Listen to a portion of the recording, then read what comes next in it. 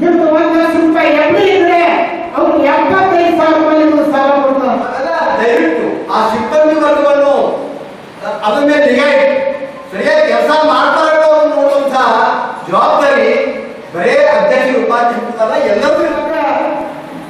3,670 ಸಂಘ ಸಂಸ್ಥೆಗಳು ನೂರಾರು ಮಾಡಿ ಈ ಬ್ಯಾಂಕ್ ಅತಿ ಎತ್ತರಕ್ಕೆ ಚಿಂತನ ಮಂಥನ ಮಾಡಿದೆ.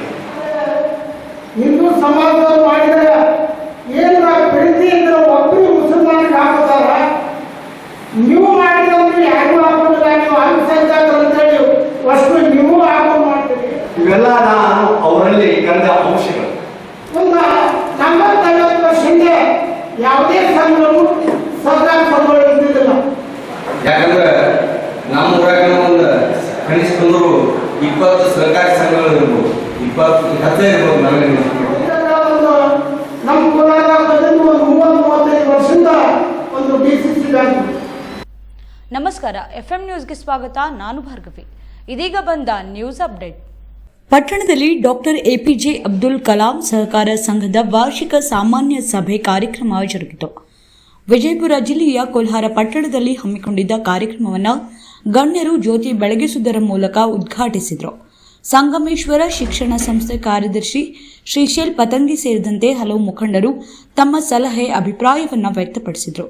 ಇದೇ ಸಂದರ್ಭದಲ್ಲಿ ಮಾತನಾಡಿದ ಡಾಕ್ಟರ್ ಎಪಿಜೆ ಅಬ್ದುಲ್ ಕಲಾಂ ಸಹಕಾರ ಸಂಘದ ಅಧ್ಯಕ್ಷ ಉಸ್ಮಾನ್ ಪಟೇಲ್, ಬ್ಯಾಂಕ್ ವ್ಯವಹಾರ ಪ್ರಾರಂಭ ಮಾಡಿ ಕೇವಲ 2 ತಿಂಗಳಲ್ಲಿ 31 ಲಕ್ಷ ಠೇವಣಿ, 24 ಲಕ್ಷ ಪಿಗ್ಮಿ ಹಣ, ಒಟ್ಟು 70,95,305 ರೂಪಾಯಿ. ಇದರಲ್ಲಿ ಸಾಲ ಕೊಟ್ಟಿದ್ದು 41 ಲಕ್ಷ. ಬ್ಯಾಂಕ್ ಉದ್ಘಾಟನೆ ಸಂದರ್ಭದಲ್ಲಿ 2,80,000 ಖರ್ಚು ಮಾಡಲಾಗಿದೆ.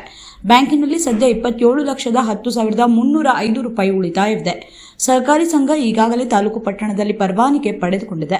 ಜಿಲ್ಲಾ ಮಟ್ಟದಲ್ಲಿ ಪರವಾನಿಗೆ ಪಡೆದುಕೊಳ್ಳಲು 1 ಕೋಟಿ ಬಂಡವಾಳದ ಹೂಡಿಕೆ ಬೇಕಾಗಿದೆ. ಈಗಾಗಲೇ 15 ಲಕ್ಷ ಷೇರು ಹಣ ಸಂಗ್ರಹ ಮಾಡಲಾಗಿದೆ. ಇನ್ನು 30 ಲಕ್ಷ ಹಣ ನಮಗೆ ಅವಶ್ಯಕತೆ ಇದೆ. ಇದನ್ನು ಸಹ ಸರಿಪಡಿಸಿಕೊಂಡು ಇನ್ನೇನು 2-3 ತಿಂಗಳಲ್ಲಿ ಜಿಲ್ಲಾ ಮಟ್ಟದ ಅನುಮತಿಯನ್ನ ಪಡೆಯುತ್ತೇವೆ. ಸಂಘದ ಎಲ್ಲಾ ಸದಸ್ಯರುಗಳ ಮುಂದೆ ಸಂಘದ ವ್ಯವಹಾರ ತಿಳಿಸಿ ಅವರ ಸಲಹೆಯನ್ನ ಪಡೆದು ಮುಂದಿನ ವ್ಯವಹಾರ ಮಾಡುವುದು ನಮ್ಮ ಉದ್ದೇಶ. ಗ್ರಾಹಕರು ಸದಸ್ಯರು ಹೆಚ್ಚಿನ ಒತ್ತನ್ನ ಸಹಕಾರ ಸಂಘಗಳಿಗೆ ಕೊಡಬೇಕು. ಕೋಲ್ಹಾರ ಪಟ್ಟಣದಲ್ಲಿ 100 ಸಹಕಾರಿ ಸಂಘಗಳು ಕೋಲ್ಹಾರ ಪಟ್ಟಣದಲ್ಲಿ ಕಾರ್ಯನಿರ್ವಹಿಸಬೇಕು. ಬಡವರಿಗೆ, ಅಲ್ಪಸಂಖ್ಯಾತರಿಗೆ ಹಾಗೂ ಹಿಂದುಳಿದ ವರ್ಗದ ಜನರಿಗೆ ಶಕ್ತಿ ತುಂಬುವಂತ ಕೆಲಸವನ್ನ ಸಹಕಾರ ಸಂಘಗಳು ಮಾಡುತ್ತಿವೆ. ಸಹಕಾರ ಸಂಘಕ್ಕೆ ಸಹಾಯ ಸಹಕಾರದ ಅವಶ್ಯಕತೆ ಇದೆ ಎಂದು ಮಾತನಾಡಿದರು. ಈ ಸಂದರ್ಭದಲ್ಲಿ ಬ್ಯಾಂಕಿನ ಹೆಚ್ಚು ಹಣ ಠೇವಣಿ, ಷೇರು ಹಾಗೂ ಪಿಗ್ಮಿ ಮಾಡಿದವರನ್ನ ಸಹ ಆಡಳಿತ ಮಂಡಳಿ ಸನ್ಮಾನಿಸಿ ಗೌರವಿಸಿದರು. ಈ ಸಂದರ್ಭದಲ್ಲಿ ಬ್ಯಾಂಕಿನ ಉಪಾಧ್ಯಕ್ಷ ವಿನೀತ್ ಕುಮಾರ್ ದೇಸಾಯಿ ಸೇರಿದಂತೆ ಪಟ್ಟಣದ ಹಲವು ಮುಖಂಡರು, ಆಡಳಿತ ಮಂಡಳಿ ಸದಸ್ಯರು, ಸಿಬ್ಬಂದಿಗಳು ಸಹ ಉಪಸ್ಥಿತರಿದ್ದರು.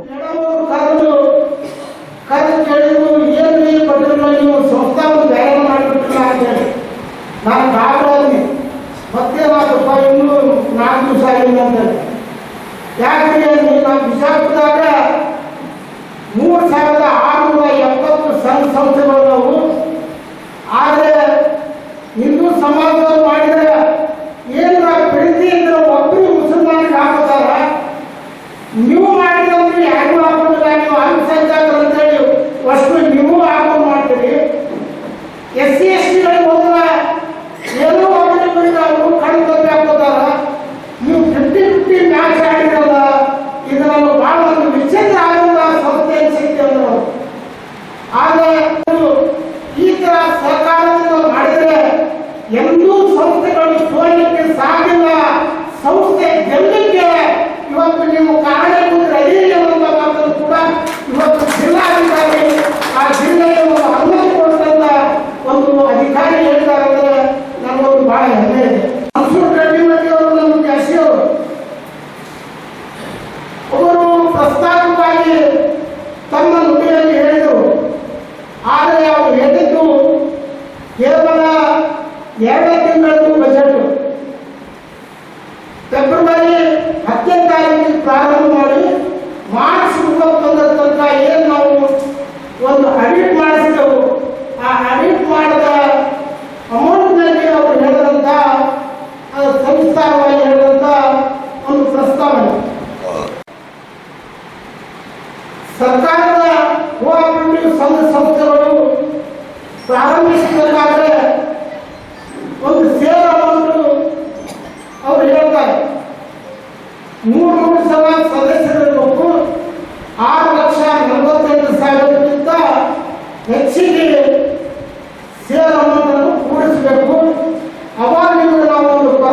ಕೊಡ್ತೇವೆ ಅಂತ 312 ಸದಸ್ಯರಾದರು 6,48,000 ಇತ್ತು 7 ಲಕ್ಷದವರೆಗೆ ಸೇರ್ ಅಮೌಂಟ್ ಆಯಿತು. ಅವರು 13 ಜನ ನಿರ್ದೇಶಕರನ್ನು ಮಾಡಲಿಕ್ಕೆ ಅನುಮತಿ ಕೊಟ್ಟು 13 ಜನರನ್ನು ನಾವು ನಿರ್ದೇಶಕರನ್ನಾಗಿ ಪ್ರಾರಂಭ ಮಾಡಬೇಕು. ಇಲ್ಲಿವರೆಗೆ ನಮ್ಮಲ್ಲಿ ಆದಂತ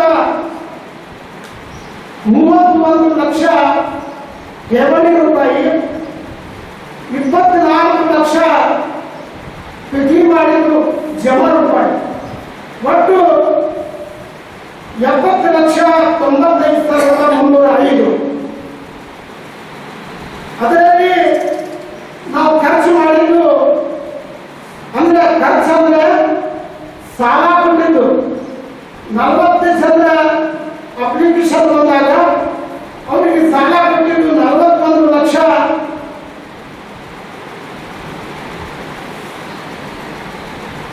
ಆದರೆ 2,85,000 ಉದ್ಘಾಟನೆ ಸಂಬಂಧದಲ್ಲಿ ಖರ್ಚು ಮಾಡಿದ್ದು, ಒಟ್ಟು 41 ಲಕ್ಷ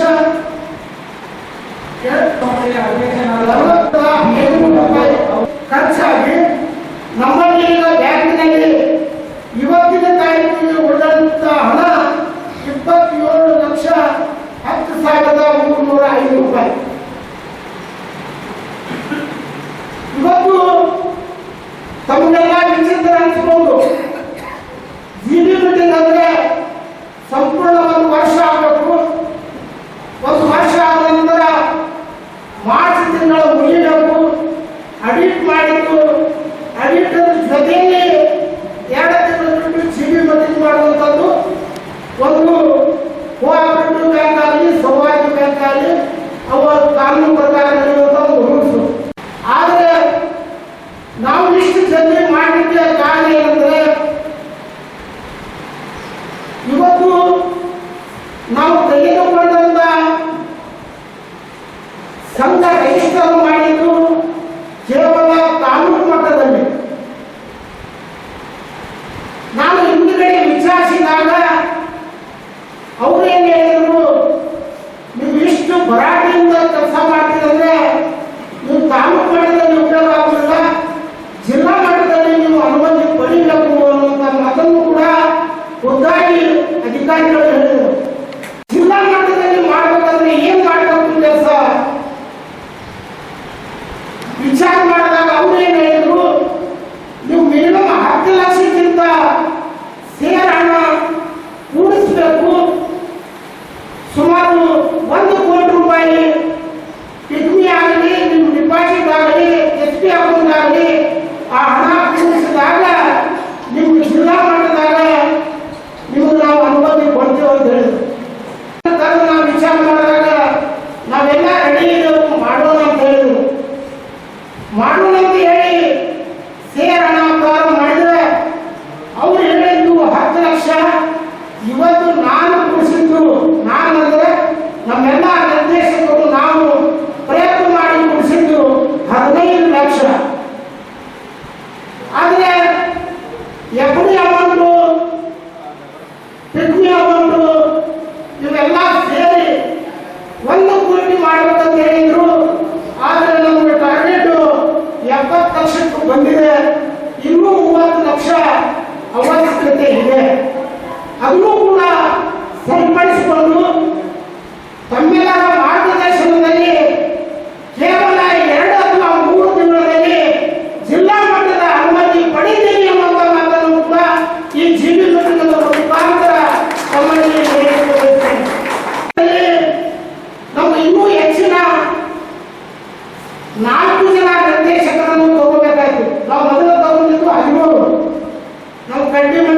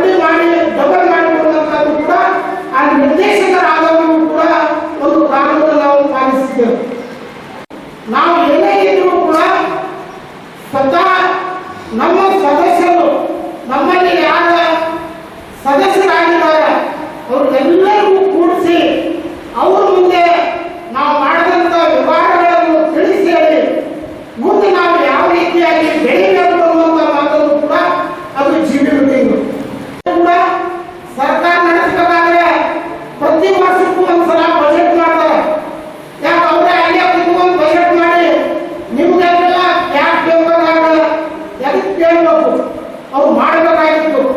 ಆದರೆ ಈ ಸರ್ಕಾರದಿಂದ ನಮ್ಮ ಆದಂಥ ಲಾಭ ಏನು ಹಾನಿ ಏನು, ಜಿಬಿ ಮೀಟಿಂಗ್ ಮಾಡಿದರೆ ಅಥವಾ ಬಜೆಟ್ ಮಾಡಿದರೆ ಜನರಿಗೆ ಒಂದು ಒಳ್ಳೆಯ ಅವಕಾಶ, ಒಳ್ಳೆಯ ಒಂದು ಸುದ್ದಿ ಹೋಗ್ತೈತಿ ಅಂತ ಹೇಳಿ ಅವರು ಬಜೆಟ್ ಮಾಡಿದಾಗ ಇವು ಸರ್ಕಾರ ಸಂಘದವರು ಜಿಬಿ ಮೀಟಿಂಗ್ ಮಾಡ್ತಾರೆ, ಕೋಆಪರೇಟಿವ್ ಅವರು.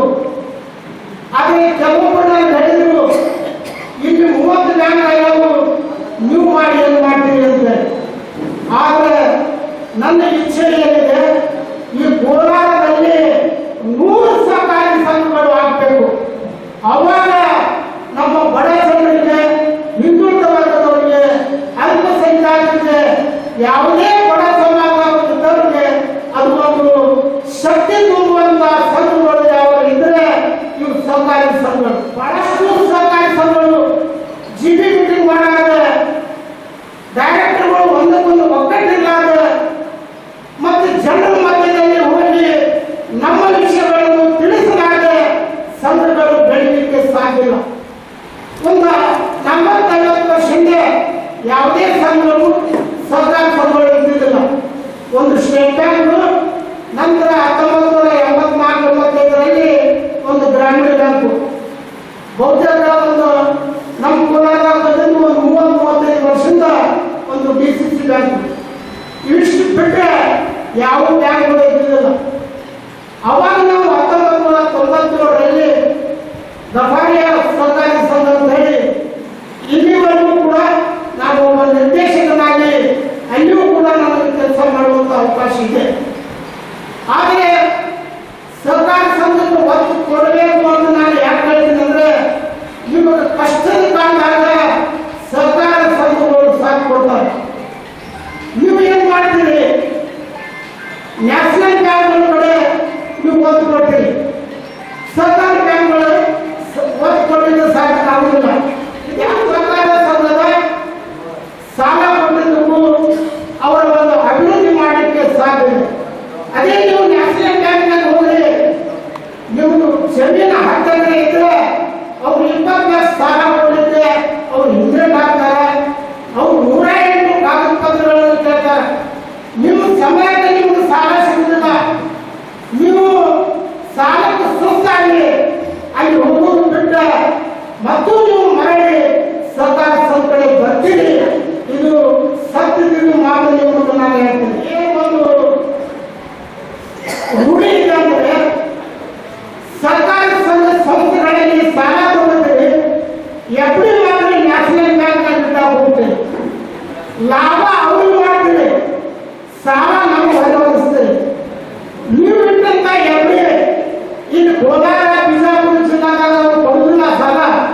ಅವರು ಬ್ಯಾಂಕ್ಗಳು ರಾಷ್ಟ್ರ ಮಟ್ಟದಾಗ ಇರ್ತಾವು, ಅವ್ರು ದೊಡ್ಡ ದೊಡ್ಡ ಬಿಸ್ನೆಸ್ ಅವ್ರಿಗೆ, ಮಾರೋಡಿ ಅವ್ರಿಗೆ, ದೊಡ್ಡ ದೊಡ್ಡ ಸೇಟ್ರಿಗೆ, ಸೇಟ್ ಮಂದಿಗೆ ಅವರು ಸಾಲ ಕೊಡ್ತ ಅವ್ರಿಗೆ ಅಭಿವೃದ್ಧಿ ಮಾಡ್ತಾರೆ. ಕೇವಲ ಈಗ ಕರ್ನಾಟಕದಲ್ಲಿ ಇದ್ದಂತ, ಈ ಜಿಲ್ಲೆಯಿಂದ ಇದ್ದಂತ ಬಡವರಿಗೆ ಸಹಾಯ ಮಾಡಬೇಕಾದ್ರೆ ಸಹಕಾರ ಸಂಘಗಳು ನಿಮ್ಗೆ ಸಹಾಯ ಮಾಡಲಿಕ್ಕೆ ಸಾಧ್ಯ ಅನ್ನುವಂಥ ಮಾತನ್ನು ಈ ಸಂದರ್ಭದಲ್ಲಿ ನಾವು ಹೇಳ್ಬೇಕಾಗ್ತದೆ. ನೋಡ್ಬೋದು, ಇವತ್ತು ಶುಗರ್ ಕಾರ್ಖಾನೆಗಳು ಆಗ್ಬೇಕಾದ್ರೆ ಯಾರಿಂದ ಆಗಿದ್ದಾವೆ? ಕೋಆಪರೇಟಿವ್ ಸಹಕಾರ ಸಂಘದಿಂದ ಇವತ್ತು ಶುಗರ್ ಕಾರ್ಖಾನೆ ಆಗಿದ್ದಾವೆ. ಇವತ್ತು ದೊಡ್ಡ ದೊಡ್ಡ ಆರೋಗ್ಯದ ಮೆಡಿಕಲ್ ಕಾಲೇಜು, ಇವತ್ತು BAD ಸಂಸ್ಥೆದವರು ಯಾರವರು? ಅವರು ಒಂದು ಸಹಕಾರ ಸಂಘದ ಸಂಸ್ಥೆಯವರು. ಇವತ್ತು SR ಪಾಟೀಲ್ ಸ್ಕೂಲ್ಗಳು ತಂದಿದ್ದಾರೆ, ಮೆಡಿಕಲ್ ಕಾಲೇಜ್ ತಂದಿದ್ದಾರೆ. ಅವರು ಯಾವ ಶಕ್ತಿ ಮೇಲೆ ತಂದಿದ್ದಾರೆ? ಸಹಕಾರ ಸಂಘದಿಂದ. ಆ ಸಹಕಾರ ಸಂಘಗಳಿಗೆ ನೀವು ಸಹಕಾರ ನೀಡಿದರೆ ಇವತ್ತು ಇದೇ ಒಂದು ಸಂಘದ ಮೇಲೆ ಹೊಡೆದಿಲ್ಲ. ನೀವು ಯಾವುದೇ ಸಂಘಕ್ಕೂ ನಿಮ್ಮ ಶಕ್ತಿ ತುಂಬಿ ಸಹಕಾರ ಸಂಘಕ್ಕೆ ಶಕ್ತಿ ನೀಡಿದರೆ ಒಂದಾನ ಒಂದು ದಿನ ಆ ಸಂಘಗಳು ಮರು ನಿಮಗೆ ಸಹಾಯ ಮಾಡಬಹುದು. ಆದರೆ ನ್ಯಾಷನಲ್ ಬ್ಯಾಂಕ್ಗಳು ನಿಮಗೆ ಎಂದಿಗೂ ಸಹಾಯ ಮಾಡಲಿಕ್ಕೆ ಸಾಧ್ಯ ಆಗುವುದಿಲ್ಲ. ನಿಮ್ದು 1 ಲಕ್ಷ ರೂಪಾಯಿ ಎಫ್ಡಿ ಇದ್ರೆ ಅವ್ರು 75,000 ರೂಪಾಯಿ ನಿಮ್ಗೆ ಸಾಲ ಕೊಡ್ತಾರೆ, ಲಕ್ಷಕ್ಕೆ ಲಕ್ಷ ಕೊಡುವುದಿಲ್ಲ. ಆದರೆ ನಮ್ಮಲ್ಲಿ ನೀವು 10,000 ರೂಪಾಯಿ ಪಿಗ್ನಿ ಮಾಡಿ 1 ಲಕ್ಷ ರೂಪಾಯಿ ಸಾಲ ತಗೊಂಡು ಹೋಗ್ತೀರಿ, 20,000 ರೂಪಾಯಿ ಪಿಗ್ನಿ ಮಾಡಿ 1.5 ಲಕ್ಷ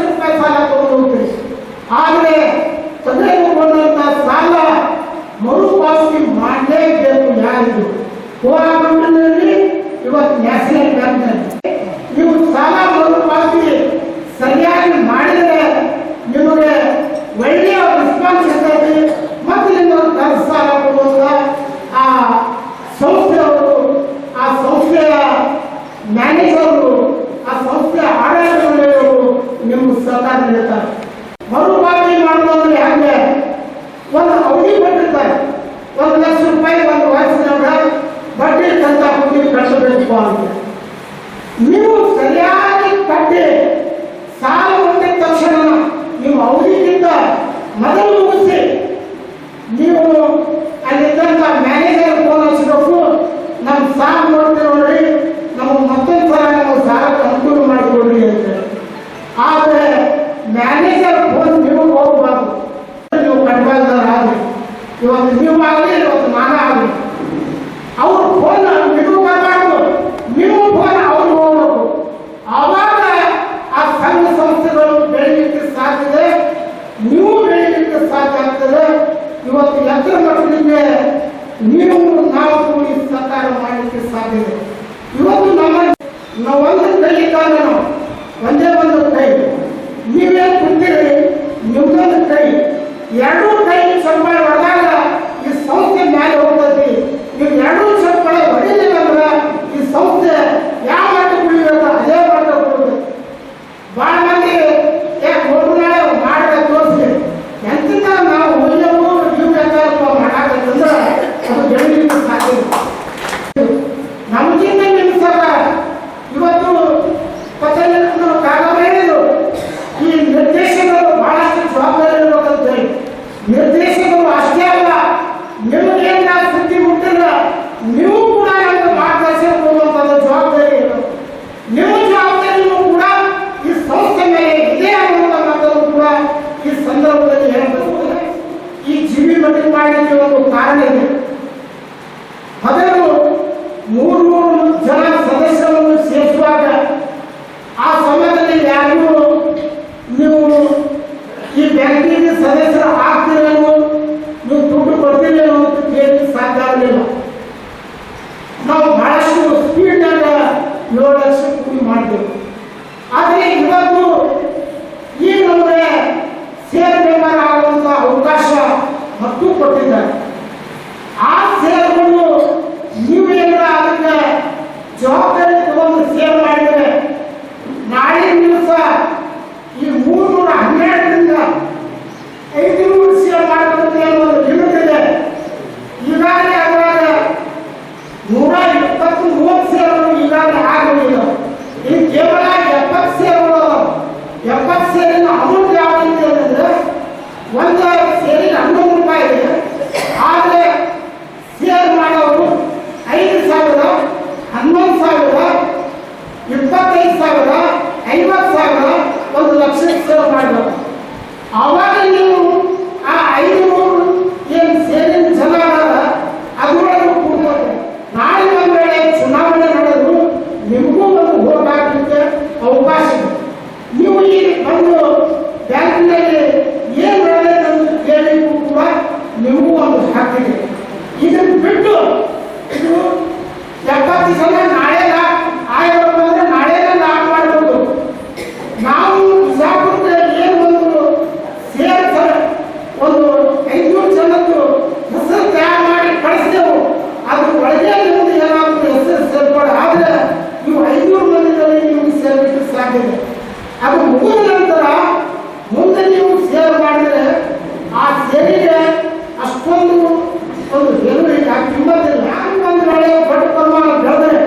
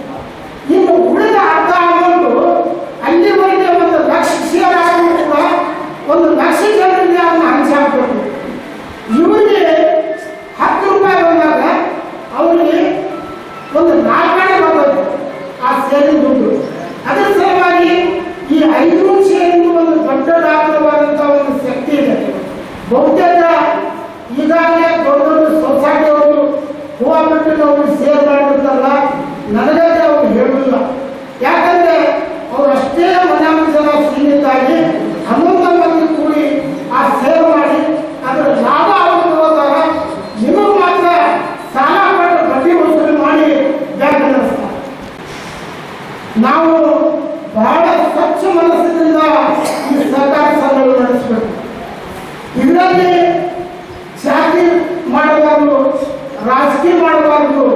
ಇದರಲ್ಲಿ ನಮ್ಮವರು ನಿಮ್ಮವರು ಅನ್ನುವಂಥ ಯಾವುದೇ ಮುಲಾಜಿಲ್ಲದೆ ಈ ಸಂಘಗಳನ್ನು ನಾವು ಕಟ್ಟಿದರೆ ಈ ಸಂಘ ಎತ್ತರ ಮಟ್ಟಕ್ಕೆ ಬೆಳೆಯಲಿಕ್ಕೆ ಸಾಧ್ಯ ಕೂಡ ಅಷ್ಟೇ ಒಂದು ಶಕ್ತಿ ಮೇಲೆ ಪ್ರಮಾಣಿತವಾಗಿ ಕೆಲಸ ಮಾಡ್ತಾರೆ.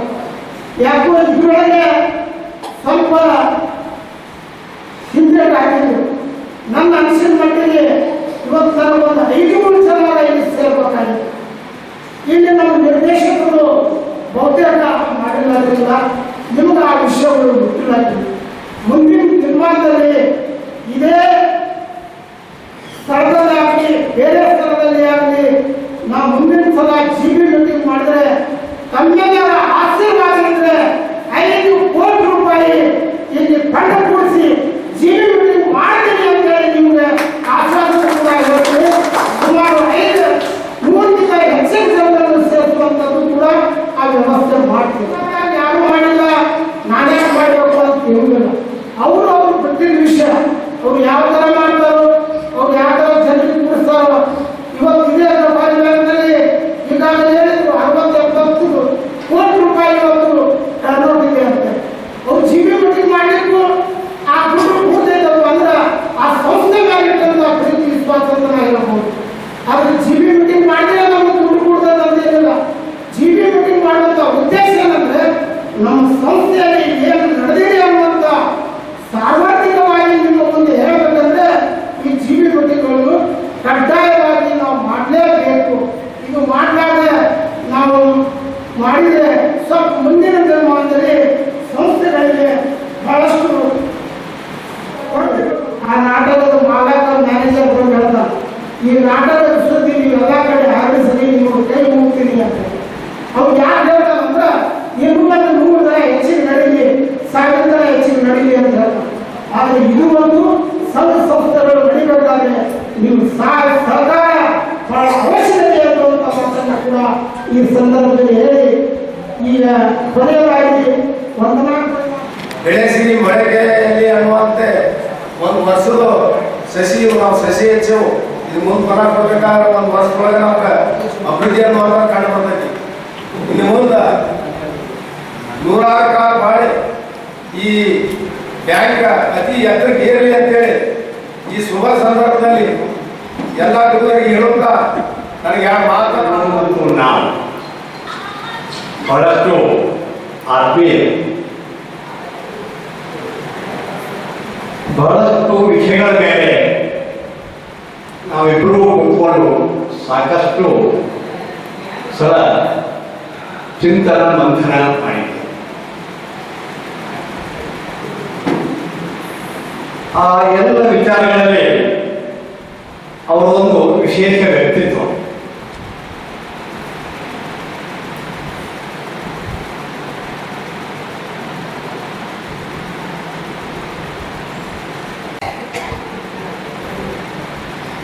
ಸಮಾಜ ಚಿಂತಕರು, ಆದರ್ಶಪ್ರಾಯರು, ವ್ಯವಹಾರಸ್ಥರು, ಇವೆಲ್ಲ ನಾನು ಅವರಲ್ಲಿ ಕಂಡ ಅಂಶಗಳು.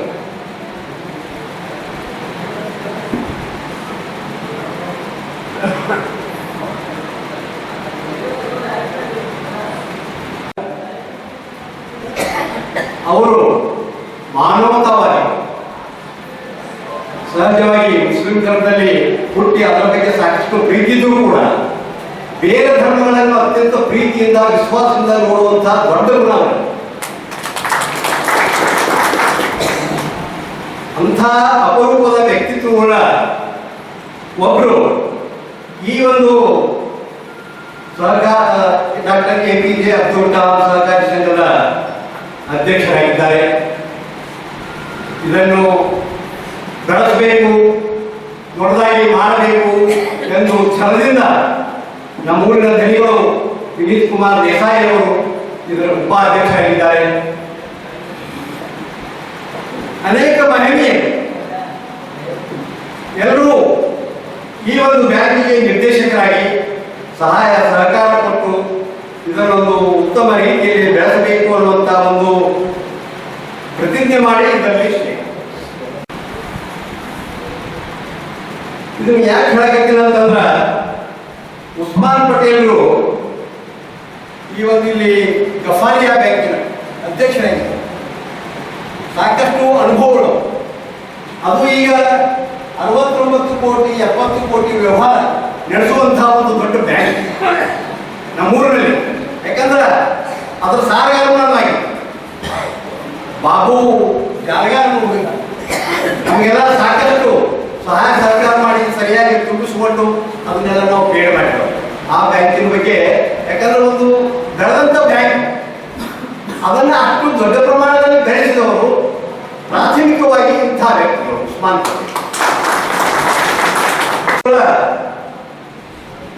ಅಧ್ಯಕ್ಷರು ಈ ಬ್ಯಾಂಕಿಗೆ ಸಿಕ್ಕಿದ್ದಾರೆ. ಅದನ್ನೆಲ್ಲ ತಾವು ಸದುಪಯೋಗ ಮಾಡ್ಕೋಬೇಕು. ಯಾಕಂದ್ರೆ ಇವು ಈ ವಿಷಯವಾಗಿ ನನ್ನನ್ನು ಕೇಳಿದ್ರು, ನೀವು ನಮ್ಮ ನಿರ್ದೇಶಕರಾಗಿ ಈ ಬ್ಯಾಂಕಿಗೆ ಬರ್ರಿ ಅಂತ ಹೇಳಿ. ನಾ ಹೇಳಿದೆ ಅವಾಗ, ನಾನು ಕೋಲಾರ ಫೈನಾನ್ಸ್ ಅಂತ ಹೇಳಿ ಮಾಡಿ ಹಳೆ ಊರೊಳಗ ಮಾಡಿ ನನಗೆ ನಡೆಸುವುದಾಗಲಿಲ್ಲ. ಆ ವಿಷಯವನ್ನು ನಾನು ಮುಗ್ಗರಿಸಿದ್ದೇನೆ. ಅದು ನನ್ನ ವಯಸ್ಸಿನ ದಿನದೊಳಗೆ. ಈಗ ನನಗೆ ವಯಸ್ಸಾಗಿದೆ, ನನಗೆ ಏನೂ ಮಾಡಲಿಕ್ಕೆ ಆಗುದಿಲ್ಲ, ದಯವಿಟ್ಟು ನಾನು ಕೇಳಬೇಡ್ರಿ. ಹಾಗಾದ್ರೆ ನಿಮ್ಮ ಹೆಣ್ಮಕ್ಕಳ ನಿರ್ದೇಶಕನಾಗಿ ಮಾಡಿ ಅಂತ ನಾನು ಅವರು ಈಗಾಗಲೇ ಕೃಷ್ಣಾರ್ತಿರದ ಬ್ಯಾಂಕ್ನೊಳಗ ಅದರ ನಿರ್ದೇಶಕರು ಅದಾರ. ಅದನ್ನು ಮುಗಿಸ್ಕೊಂಡು ಹೊರಗೆ ಬರಲಿ, ಆಮೇಲೆ ವಿಚಾರ ಮಾಡೋದು. ಇಲ್ಲ, ನಿಮ್ಗೆ ನಮಗೆ ಸಹಾಯ ಸಹಕಾರ ಇದ್ರೆ ಸಾಕು ಅಂತ ಹೇಳಿ ಕೊನೆಯದಾಗಿ ನನಗೆ ಹೇಳಿದಾಗ, ನಾ ಯಾವತ್ತೂ ಈ ಬ್ಯಾಂಕಿಗೆ ನಾ ಸಹಾಯ ಸಹಕಾರ ಕೊಡ್ತೀನಿ, ಇದಕ್ಕೆ ಬೆಳಿಲಾಕ ನನಗೆ ಏನು ನೀಡ್ತಕ್ಕದನ್ನೆಲ್ಲ ನಾವು ಮಾಡ್ತೀನಿ ಅಂತ ಹೇಳಿ ಅವರಿಗೆ ನಾವು ಇಲ್ಲಿ ನನ್ನ ಅನುಭವದ ಪ್ರಕಾರ ಈ ಬ್ಯಾಂಕ್ ಬೆಳೆಯಲಿಕ್ಕೆ ಎಲ್ಲರೂ ನೀವೆಲ್ಲ ಸರಿ ಇರ್ತೀರಿ. ಈ ವರ್ಷ ಬಂದ ಆಗಬಾರ್ದು, ಪ್ರತಿ ವರ್ಷವೂ ಇದು ನಡೀಬೇಕು. ಬರೀ ಅಧ್ಯಕ್ಷರು ಉಪಾಧ್ಯಕ್ಷರು ಅದನ್ನು ನಡೆಸ್ಕೊಂಡು ಹೋಗ್ತಾ ಅಧ್ಯಕ್ಷ ನಿರ್ದೇಶಕರು ನೀವು ಹಂಗ ಸುಮ್ಮನೆ ಬೇಡ, ನೀವು ಇದರಲ್ಲಿ ಸಕ್ರಿಯವಾಗಿ ಭಾಗವಹಿಸಿ. ಯಾಕಂದ್ರೆ ಇದು ಒಂದು ಹಣಕಾಸಿನ ವ್ಯವಹಾರ. ಇಲ್ಲಿ ನಾವು ಸಿಬ್ಬಂದಿ ವರ್ಗದ ಮೇಲೆ ನೀವು ಪೂರ್ತಿ ಅವಲಂಬನೆಯಾಗಿ ಬಿಟ್ರಿ ಅಂತಂದ್ರೆ ದಯವಿಟ್ಟು ಯಾರು ಸಿಬ್ಬಂದಿ ವರ್ಗ ತಪ್ಪಿಳ್ಕೋಬೇಡ್ರಿ. ಯಾಕಂದ್ರೆ ನಮ್ಮದು ಫೈನಾನ್ಸ್ ಹಾಳಾಗಬೇಕಾದ್ರೆ ಸಿಬ್ಬಂದಿ ವರ್ಗದ ಕಾರಣ. ನೀವೆಲ್ಲ ಚಲೋ ಇರ್ಬೋದು, ನಾನು ಜನರಲ್ಲೇ ಹೇಳಕ್ಕೆ ಅದಕ್ಕೆ ತಾವೆಲ್ಲ ದಯವಿಟ್ಟು ಆ ಸಿಬ್ಬಂದಿ ವರ್ಗವನ್ನು ಅದ್ರ ಮೇಲೆ ನಿಗಾ ಇಟ್ಟು ಸರಿಯಾಗಿ ಕೆಲಸ ಮಾಡ್ತಾರೆ ನೋಡುವಂತಹ ಜವಾಬ್ದಾರಿ ಬರೇ ಅಧ್ಯಕ್ಷರು ಉಪಾಧ್ಯಕ್ಷರಲ್ಲ, ಎಲ್ಲರೂ ಇರುತ್ತೆ. ದಯವಿಟ್ಟು ಎಲ್ಲರೂ ಅದರೊಳಗ ಸಕ್ರಿಯವಾಗಿ ಭಾಗವಹಿಸಿ ನಿರ್ಲಕ್ಷ್ಯ ಮಾಡಬೇಡಿ. ಯಾಕಂದ್ರೆ ಒಂದ್ಸಲ ನಾವು ಕೇಳಿದೆ, ಮತ್ತೆ ಎಷ್ಟೋ ಅಭಿವೃದ್ಧಿಯನ್ನ ಆಗೈತೆ ಅನ್ನೋಂಥ ಒಂದು ಕಲ್ಪನೆ ನನಗೆ. ಅಂದ್ರೆ ಹೋದ ವರ್ಷ ಅಲ್ಲೇ ಬ್ಯಾಂಕಿನಲ್ಲಿ ಒಂದು ಪ್ರಾರಂಭ ಮಾಡಿದ್ದಾರೆ. ಈ ವರ್ಷ ವಿಶೇಷವಾಗಿ ಇಲ್ಲಿ ಹಮ್ಮಿಕೊಂಡಾಗ ಅದಕ್ಕೆ ನಾವು ಅವರಿಗೆ ಎಲ್ಲ ಇಲ್ಲಿ ನಡೆದಂಥ ನಮ್ಮ ಹಿರಿಯರು, ಇದರಿಂದ ನಾವು ಅವರಿಗೆ ಆ ಅಧ್ಯಕ್ಷರಿಗೆ ಉಪಾಧ್ಯಕ್ಷರಿಗೆ ಹಾಗೂ ಆ ನಿರ್ದೇಶಕರಿಗೆ ಧನ್ಯವಾದ ಅಂದ್ರೆ ಇವತ್ತಿನ ಸಂದರ್ಭದಲ್ಲಿ ಒಂದು ಪಾಯಿಂಟ್ ನಾನು ಹೇಳಿಕ್ಕೆ ಇಷ್ಟಪಡ್ತೀನಿ. ಯಾಕಂದ್ರೆ ನಮ್ಮ ಊರಾಗಿನ ಒಂದು ಕನಿಷ್ಠ 20 ಸಹಕಾರಿ ಸಂಘಗಳು ಇರ್ಬೋದು, 20 ಹೆಚ್ಚೇ ಇರ್ಬೋದು ನನಗೆ ಮಾಡಿ. ಮತ್ತು ರಾಷ್ಟ್ರೀಯ ಇರ್ಬೋದು, ಗ್ರಾಮೀಣ ಇರ್ಬೋದು, ಬ್ಯಾಂಕ್ ಆಫ್ ಇಂಡಿಯಾ ಇರ್ಬೋದು, ಅನೇಕ ಬ್ಯಾಂಕ್ಗಳು ಇವತ್ತು ಸಾಕಷ್ಟು ಸರ್ಕಾರಿ ಸ್ವಾಮ್ಯದಿಂದ ನಡೆಯುವಂಥವು ಅಥವಾ ಸರ್ಕಾರಿ ಇದರಲ್ಲಿ ಅಲ್ಲಿ ಅಂತ ಒಂದು ಸಂದರ್ಭ ಸ್ವತಃ ಮ್ಯಾನೇಜರ್ ಅವರೇ ಅದನ್ನ ಒಂದು ಪ್ರಕಾರ ಮಾಡಿದ್ರು. ಮಾತಾಡ್ತೀವಿ, ಯಾಕಂದ್ರೆ ನಾವೆಲ್ಲ ಗ್ರಾಹಕರಿರ್ತೀವಿ. ಎಷ್ಟೋ ಮಂದಿ ಮನೆಯಾಗ ಬಂಗಾರಗಳನ್ನ ಅದನ್ನು ಶೇಪ್ ಆಗಿರುವಂಥ ಮಾಲಕರೇ ಅದನ್ನ ಇದು ಮಾಡ್ಯಾರ ಅಂದ್ರೆ ಇದು ಭಾಳ ಅಫಸೋಸ್ ಆಗುವಂಥ ವಿಚಾರ. ಅದಕ್ಕೆ ಇವತ್ತು ಅಂದ್ರೆ ಎಲ್ಲಿಗೆ ಬಂದೈತೆ ಒಂದು ಪರಿಸ್ಥಿತಿ ಅನ್ನುವಂಥದ್ದು ನಾವು ಅವಲೋಕನ ಮಾಡೋದು. ಯಾಕಂದ್ರೆ ಸಂಘಗಳಂದ್ರೆ ಬಹಳಷ್ಟು ಸಹಕಾರ ಬೇಕು. ಜೊತೆಗೆ ಆ ಸಂಘದ ಪದಾಧಿಕಾರಿಗಳು ಬೇಕು ಮತ್ತು ಅಲ್ಲಿ ಸಾಲಗಾರರು ಕೂಡ ತಮ್ಮ ಒಂದು ಸಾಲವನ್ನು ಪಡೆದವರು ಅಗದಿ ಒಂದು ಪ್ರಾಮಾಣಿಕವಾಗಿ ಅವ್ರು ತುಂಬೋದು ಅಂದ್ರೆ ಸಂಘಗಳು ಅಭಿವೃದ್ಧಿ ಆಗಲಿಕ್ಕೆ ಸಾಧ್ಯ. ಈಗ ಅಲ್ಲಿನೂ ಹಿಂಗ ಅವ್ರು ಹೊಲ ಮಾಡಿಕೊಟ್ರು ಅವ್ರು ಮೆಂಬರ್ ಅವ್ರ ಮೇ ಡೈರೆಕ್ಟ್ ಮ್ಯಾನ್ ಬರ್ತಾರೆ. ಅದಕ್ಕೆ ಇಲ್ಲಿ ನಾ ಯಾಕೆ ಇದನ್ನು ಪ್ರಸ್ತಾಪ ಮಾಡ್ತೀನಿ ಅಂದ್ರೆ ಇದರಲ್ಲಿ ಸಹಕಾರ ಮತ್ತು ಒಳ್ಳೆಯ ಒಂದು ಪ್ರಾಮಾಣಿಕತೆ ಬಹಳ ಮುಖ್ಯ. ನಾವು ಅದರಲ್ಲಿ ಏನಾದರೂ ಲೋಪದೋಷ ಮಾಡಿದೀವಿ ಅಂದ್ರೆ ನಮಗೆ ಕಳಂಕ ಬಂದೇ ಬಿಡುತ್ತೆ. ಅದಕ್ಕೆ ಇವತ್ತು ಒಂದ ವರ್ಷದೊಳಗನ ಇಷ್ಟು ಅಭಿವೃದ್ಧಿ ಪಡಿಸ್ಯಾರಂದ್ರೆ ನಾವು ಬಹಳ ವರ್ಣನೆ ಮಾಡುವಂತ ಒಂದು ಹಜರತ್ ಖಾನ್ ಬಾಬಾ ತಂತ್ರ ಮಂತ್ರದ ಪ್ರಸಿದ್ಧಿ ಪಡೆದ ಮಹಾಗುರುಗಳು. ವಿಜಯಪುರ ನಗರದ ಶ್ರೇಷ್ಠ ಹೆಸರುವಾಸಿಯಾದ ಹಜರತ್ ಖಾನ್ ಬಾಬಾ ನಿಮ್ಮ ಪ್ರತಿಯೊಂದು ಸಮಸ್ಯೆಗಳ ಬಗ್ಗೆ ಖಾತ್ರಿ ಹಾಗೂ ಸಮಾಧಾನ ಪಡೆಯಿರಿ. ಹಜರತ್ ಖಾನ್ ಬಾಬಾ ವಿಜಯಪುರ ನಗರದಲ್ಲಿ ಕಳೆದ 20 ವರ್ಷಗಳಿಂದ ತಮ್ಮ ಸ್ವಂತ ಮನೆ ವಿಳಾಸದಲ್ಲಿದ್ದು ಸಾರ್ವಜನಿಕರ ವೈಯಕ್ತಿಕ ಸಮಸ್ಯೆ ದೋಷಗಳನ್ನ ಪರಿಹಾರ ಮಾಡುತ್ತಿದ್ದಾರೆ. ಹಜರತ್ ಖಾನ್ ಬಾಬಾ ಸಂತೋಷದ ಸುದ್ದಿ ಕೇಳಿ ಆನಂದ ಆಗಬಹುದು. ಇವರು ಪಿಶಾಚಿ ಮತ್ತು ಭೂತದ ಕಾಟ ಮಾಟ ಮಾಡಿದ್ದು ತೆಗೆಯುತ್ತಾರೆ ಮತ್ತು ಬಹಳ ಕಾಲ ಮಕ್ಕಳಾಗದಿದ್ದರೆ ಹಾಗೂ ದಮ್ಮು, ಹೊಟ್ಟೆ ನೋವು, ಹೆಣ್ಣು ಮಕ್ಕಳ ತೊಂದರೆಗಳು, ಕಾಮಣಿ, ಇಸುಬು ಇವರ ಔಷಧ ಹಾಗೂ ಮಂತ್ರಶಕ್ತಿ ದಿವ್ಯ ಶಕ್ತಿಯಿಂದ ಹಜರತ್ ಖಾನ್ ಬಾಬಾ ಇವರು ಆರೋಗ್ಯ ಚಿಕಿತ್ಸೆ ನೀಡಿ ನಿಮ್ಮ ಕಷ್ಟ ನೋವುಗಳನ್ನ ದೂರ ಮಾಡಿಕೊಡುತ್ತಾರೆ. ನಿಮ್ಮ ಸಮಸ್ಯೆಗಳಾದ ಮನಸ್ಸಿನ ಇಚ್ಛೆ, ಪ್ರೇಮ ವಿವಾಹ ಸಮಸ್ಯೆ, ನೌಕರಿ ಸಮಸ್ಯೆ, ಪತಿ ಪತ್ನಿಯರ ಸಮಸ್ಯೆ, ಆಸ್ತಿ ವಿಚಾರ, ಮಾಟ ಮಂತ್ರದ ಬಗ್ಗೆ, ಆರೋಗ್ಯ ತೊಂದರೆ, ಗುಪ್ತ ರೋಗಗಳು, ಶತ್ರುಕಾಟ, ಉದ್ಯೋಗ ಸಮಸ್ಯೆ, ಗೃಹ ಸಮಸ್ಯೆ, ಕೋರ್ಟ್ ವಿಚಾರ, ಸಾಲಬಾಧೆ, ಧನ ಸಂಪತ್ತು ಪ್ರಾಪ್ತಿ ಬಗ್ಗೆ, ಸಂತಾನ ಪ್ರಾಪ್ತಿ ಬಗ್ಗೆ, ರೋಗಿಗೆ ಔಷಧ ನಾಟುವ ಬಗ್ಗೆ, ವಿವಾಹ ಸಮಸ್ಯೆ, ವಿದ್ಯೆ ಸೇರಿದಂತೆ ಈ ಎಲ್ಲಾ ಪ್ರತಿಯೊಂದು A to Z ಸಮಸ್ಯೆಗಳ ಬಗ್ಗೆ ಖಾತ್ರಿ ಹಾಗೂ ಸಮಾಧಾನ ಪಡೆಯಿರಿ. ಹಜರತ್ ಖಾನ್ ಬಾಬಾ ಕಳೆದ 2 ದಶಕಗಳಿಂದ ತಮ್ಮ ಸ್ವಂತ ಮನೆ ವಿಳಾಸದಲ್ಲಿದ್ದು ಸಾರ್ವಜನಿಕರ ವೈಯಕ್ತಿಕ ಸಮಸ್ಯೆ ದೋಷಗಳನ್ನ ಪರಿಹಾರ ಮಾಡುತ್ತಿದ್ದಾರೆ. ನಿಮ್ಮ ಸಮಸ್ಯೆಗಳ ಪರಿಹಾರಕ್ಕೆ ಕರೆ ಮಾಡಿ ಪರಿಹಾರ ಪಡೆದುಕೊಳ್ಳಬಹುದು. Mobile number 9972183841. ಸ್ವಂತ ಮನೆ ವಿಳಾಸ Hazrat Khan Baba Sainik school first gate bus stop, Ibrahim Roza back side, Horti plot, Rahim Nagar, Vijayapura.